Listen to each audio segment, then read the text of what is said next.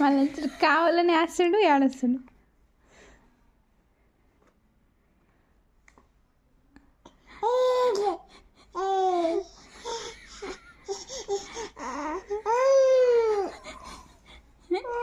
ఎందా తీసేసా అదే అమ్మ